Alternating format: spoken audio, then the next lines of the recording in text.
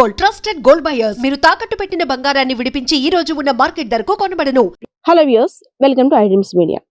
ముఖ్యంగా పిల్లలకి మంచి బుద్ధులు చెప్పాలంటే తల్లిదండ్రులకి ఇటు ఉపాధ్యాయులకు కూడా ఒక పెద్ద పరీక్ష అని చెప్పుకోవచ్చు. రీసెంట్ గా చూసుకున్నట్టయితే విజయనగరం జిల్లాలో మంచి బుద్ధులు నేర్చుకోరా నాయన, క్రమశిక్షణతో మెలుగురా నాయన అని చెప్పిన ఉపాధ్యాయుడి మీద కక్ష కట్టి 6 ఏళ్లుగా ఎలా చంపేద్దామంటూ కూడా ఆయన చంపడానికి ప్రయత్నించిన ఒక ప్రబుద్ధుడు. అంతేకాదు, బాగా చదువుకోమ్మా, ఎవరితోని మాట్లాడకమ్మా, మంచి భవిష్యత్తు చూసుకోమ్మా అని తల్లిదండ్రులు చెప్తే అది కూడా పిల్లలకి సహించటం లేదు. అయితే ఏం చేస్తున్నారు? తల్లిదండ్రుల మీద కోపం పెంచుకుంటున్నారు, లేదంటే తమకు తాముగా స్వయంగా చనిపోతూ తల్లిదండ్రులకి గర్భశోకాన్ని మిగులుస్తున్నారు. రీసెంట్ గా పార్వతీపురం మన్యం జిల్లాలో కూడా ఇలాంటి సంఘటన జరిగింది.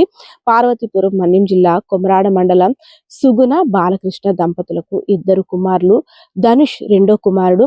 2 కుమారులని కూడా ఉన్నతమైన చదువులు చదివించి బంగారు బాటకి భవిష్యత్తు కూడా వాళ్ళు మార్గం చూపించాలనే ఆలోచనతో, ఎందుకంటే వాళ్ళది రైతు వారి కుటుంబం చూసుకోవచ్చు.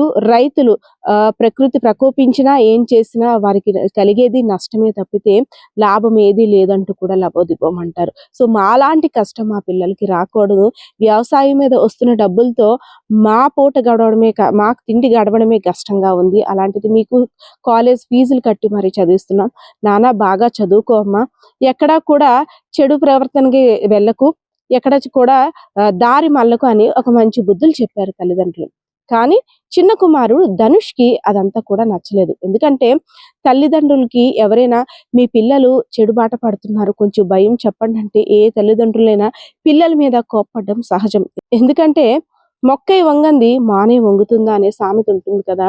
యుక్త వయసులో చెప్పకపోతే రేపు పొద్దున్న భవిష్యత్తులో ఎలా తయారవుతారని ప్రతి తల్లిదండ్రులకు కూడా ఆ బాధ అనేది ఉంటుంది. సో అలాంటిదే వారికి కూడా కలిగి అందరూ ఇరుగింటి వారు పొరుగింటి వారు మీ చిన్నవాడికి కొంచెం భయం చెప్పండి అమ్మా, కొంచెం జలసాలకు అలవాటు పడ్డాడు అంటూ కూడా చెప్పారు. సో నాన్న, నువ్వు తిరుగుతున్న బాట మంచిది కాదమ్మా, బాగా చదువుకోవాలి, ఎందుకంటే ఇంటర్ చదువుతున్నావు కదా, ఇంకా మంచి భవిష్యత్తు రాబోయే తరాల్లో ఉంది, ఒక మంచి ఆఫీసర్గా నిన్ను చూడాలనుకుంటున్నా, మీ నాన్న ఈ రైతు వ్యవసాయం చేసుకొని వచ్చే డబ్బులు ఎటుకు సరిపోవట్లేదు, మా కష్టాలని కడతీర్చేది మీరే నాయన, మీరు ఒక మంచి భవిష్యత్తుకి మీకు మంచి ఒక ఉద్యోగం వచ్చిందంటే చాలు, మేము ఇంకే ఏ కష్టం కూడా ఉండదు అంటూ పిల్లడికి చెప్పాడు. కానీ ఆ పిల్లడు మనస్తాపానికి గురై ఎవరైతే ధనుష్ ఉన్నాడో పురుగుల మందు తాగి ఇంట్లోని చనిపోయిన తర్వాత ఆ తల్లిదండ్రులకి బాధ ఎంత వర్ణాతీతమండి. నిజంగా పిల్లలకి భయం చెప్పకూడదా? ఈ సంఘటనలు జరుగుతున్నాయి కదా చాలాను, చూస్తుంటే పిల్లలకి భయం చెప్తే ఒక బాధ, చెప్పకపోతే ఒక బాధ. చెప్తే ఏమంటున్నారు? అదిగో అమ్మ, పిల్లల్ని క్రమశిక్షణ పేరుతో హింసించేస్తున్నారు అంటున్నారు. అదే చెప్పకపోతే పిల్లల్ని వదిలేశారమ్మా తల్లిదండ్రులు, బాధ్యత కాదా, మంచి చెడు చెప్పాలి కదా అని. సో ఇదైతే మాత్రం ఈ సంఘటన జరిగిన తర్వాత ఆ తల్లి తండ్రి కూడా వారి యొక్క బాధ వర్ణాతీతం. నేను మంచి బుద్ధులు చెప్తే నా కుమారుడు ఇలా చేశాడా, నాలాంటి కష్టం ఇంకెవరికి రాకూడదు. 2 కుమారులను కూడా చూసి కుడిభుజం ఎడభుజం అనుకుంటూ మురిసిపోయాను. ఎందుకంటే మరికొన్ని రోజుల్లో నా పిల్లలు చేతికొస్తున్నారు, కష్టపడి వారు కూడా సంపాదన ప్రారంభిస్తారు. ఇన్నాళ్ళుగా వ్యవసాయం చేస్తూ లాభ నష్టాల్లో కూరుకుపోయిన నా భర్తకి ఒక మంచి భరోసా కూడా కలుగుతుందని గంపెడు ఆశతో ఆ తల్లిదండ్రులు ఎదురు చూస్తున్నారు. అలాంటిది ఒక చిన్న మాట, మంచిగా ఉండరా నాయన, బాగా చదువుకో అని చెప్పిన మాట ఆ అబ్బాయికి ధనుష్కి సహించక ఆత్మహత్య చేసుకున్నాడు. సో ఇదంతా చూసిన తర్వాత తల్లిదండ్రులకి అదే విధంగా ఉపాధ్యాయులకు కూడా ఒక పెద్ద పరీక్ష, ఒక పెద్ద సవాల్ అనే చెప్పుకోవచ్చు. ఎందుకంటే ఒక మంచి విద్యార్థిగా తీర్చిదిద్దాలన్న ఉపాధ్యాయులకి ఒక పెద్ద పరీక్ష, అదే విధంగా ఒక మంచి పౌరుడిగా, ఒక బాధ్యత గల మనిషిగా సమాజంలోకి కొడుకుని తీర్చిదిద్దాలన్న తల్లిదండ్రులకి ఇది ఒక పెద్ద పరీక్ష అయిపోయిందని కూడా అక్కడ అనుకుంటున్న పరిస్థితి.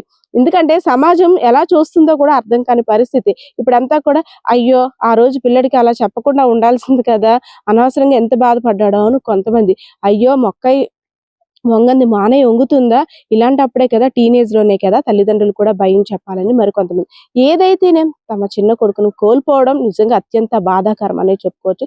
సో స్టూడెంట్స్, మీరంతా కూడా మీకు తెలుసు మంచి ఏదో చెడేదో, కానీ చిన్న చిన్న కారణాలకి ఇలాంటి తప్పుడు నిర్ణయాలు తీసుకొని తల్లిదండ్రులకి గర్భశోకాన్ని మాత్రం మిగల్చొద్దు ప్లీజ్. ఇదైతే మాత్రం రిక్వెస్టింగ్ గా అడుగుతున్నాం. అర్థం చేసుకోండి, తల్లిదండ్రుల యొక్క కష్టాన్ని కూడా తెలుసుకోండి, వారికి మంచి పేరు తెచ్చే దిశగా మీరు కూడా ప్రయత్నించండి. కెమెరా పర్సన్ బాలకృష్ణతో Padma iDreams media Vizianagaram.